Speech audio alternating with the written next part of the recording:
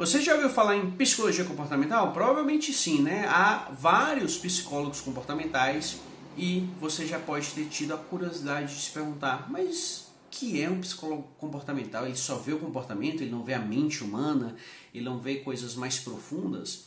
Não é nada disso. Eu vou explicar para você aqui, dando um pequeno resumo sobre a história da psicologia comportamental e como nós podemos utilizá-la para modificar os nossos comportamentos. A psicologia comportamental ela se iniciou lá nos Estados Unidos no início do século XX com John Watson. John Watson ignorava pensamento, sentimento, ele achava que existia, mas era impossível você estudá-lo porque não havia ferramentas para você olhar dentro da cabeça da pessoa e ver seus sentimentos, ver seus pensamentos. Então eram questões subjetivas que não estavam acessíveis a um cientista. Então ele se limitou a estudar comportamentos observáveis. Utilizando os conhecimentos, os estudos de Ivan Pavlov, ele trouxe a ideia, o conceito de estímulo-resposta, ou seja, um estímulo externo que faz com que o organismo se comporte, ele dê uma resposta. Estímulo é algo externo que está estimulando aquela pessoa e a resposta é um comportamento. Eu coloco minha mão no fogo e aí eu puxo rápido, o fogo é o estímulo e esse reflexo, eu puxar minha mão rápido, é uma resposta. Mas isso aí serve, segundo Watson, para qualquer comportamento que você desenvolva, inclusive comportamentos complexos. Ele fez o experimento antiético para os padrões de hoje de criar uma fobia em um bebê.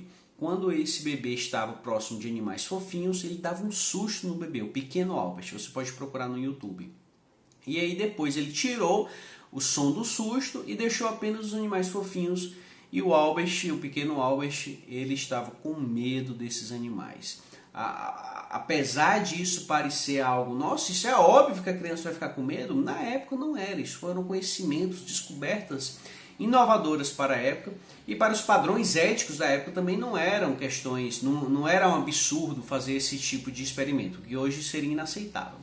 Só que aí vamos avançar um pouco, mais ou menos na década de 1930, surgiu B.F. Skinner. Skinner deu um upgrade na teoria de John Watson, colocando, além do estímulo à resposta, ele colocou a consequência, gerando a tríplice contingência, ou seja, é a contingência em que surge um comportamento e que o comportamento pode ser fortalecido ou enfraquecido. O estímulo é algo externo, a resposta é o comportamento e a consequência é algo externo também que vai fortalecer ou enfraquecer aquele comportamento. Então, quando eu dou bom dia para uma pessoa, se ela não me responde, provavelmente isso vai diminuir a probabilidade de eu dar um bom dia para ela depois. Ou seja, aquela consequência diminuiu a probabilidade do meu comportamento se repetir. Mas se eu falo bom dia para essa pessoa e essa pessoa é o estímulo, ela é um ambiente externo, ela vai e ela responde com educação, bom dia, tudo bem, Petros? Isso provavelmente vai fortalecer o meu comportamento de dar bom dia. Então, nas próximas vezes que eu ver essa pessoa, eu vou dar mais bom dias para ela. É por isso que essa teoria se ampliou muito mais além do que o comportamentalismo lá do John Watson, que era a psicologia metodológica, o comportamentalismo, o behaviorismo metodológico. Já para Skinner era o behaviorismo radical, mas o radical não é de radicalismo, e sim de raiz, voltando, focando a sua atenção apenas no comportamento. Outra mudança em relação à teoria de Watson era que Skinner dizia sim que era possível você estudar os pensamentos, os sentimentos, mas ele via eles como comportamentos que estavam dentro dessa mesma regra de estímulo, resposta e consequência. Porém, a diferença entre os comportamentos relacionados com o pensamento e os sentimentos são que eles são internos. Então, só a própria pessoa tem acesso a eles. Só eu sei o que eu estou sentindo, só eu sei o que eu estou pensando. Então, para outra pessoa ajudar alguém a modificar esses comportamentos internos, é preciso se limitar ao relato do indivíduo, o que diminui um pouco essa compreensão sobre o comportamento. Mas isso não significa que as pessoas não tenham pensamentos, não é possível estudar, não é possível modificar. Não, é possível sim. E uma ideia, uma aplicação interessante sobre a psicologia comportamental é que ela entendeu a relação das pessoas com o seu meio. Por exemplo, a pessoa quer fazer uma dieta e ela fica comendo comendo salada. Essa salada ela serve como uma consequência que vai diminuir aquele comportamento dela. Por quê? Porque a salada ela é menos saborosa do que um chocolate, por exemplo. Então, vamos dizer que o estímulo inicial é a salada, o comportamento é comer. A consequência é o sabor da salada. Então a pessoa come e aquela consequência ela é fraca para manter aquele comportamento. A pessoa vai ter dificuldade de manter aquele comportamento comendo aquela salada. E aí um dia ela recai e acaba comendo um doce. Qual é o estímulo? O doce. Qual é o comportamento? Comer. Qual é a consequência? O sabor do doce. E aí a pessoa recai e começa a comer comidas que não são saudáveis e perde a sua dieta.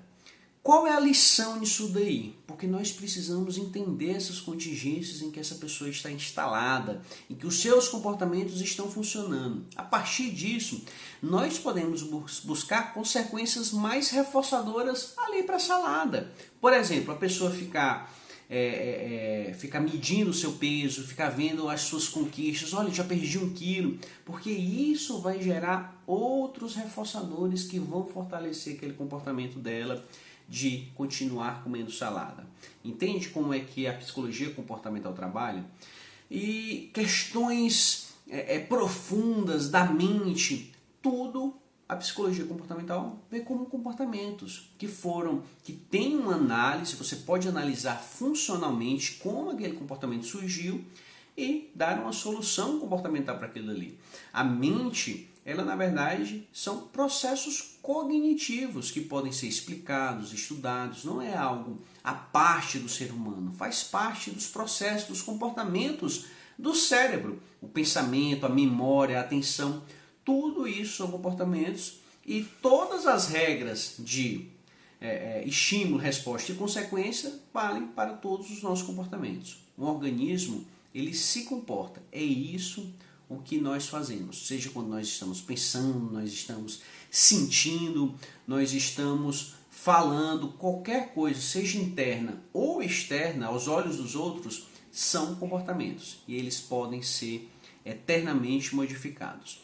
Isso é um breve resumo da psicologia comportamental. Eu pretendo falar mais sobre esse assunto e para mim é uma das áreas mais interessantes, porque uma das frases que o Skinner costumava dizer é: nenhum comportamento é inevitável. Se você não está satisfeito com o seu, modifique-se.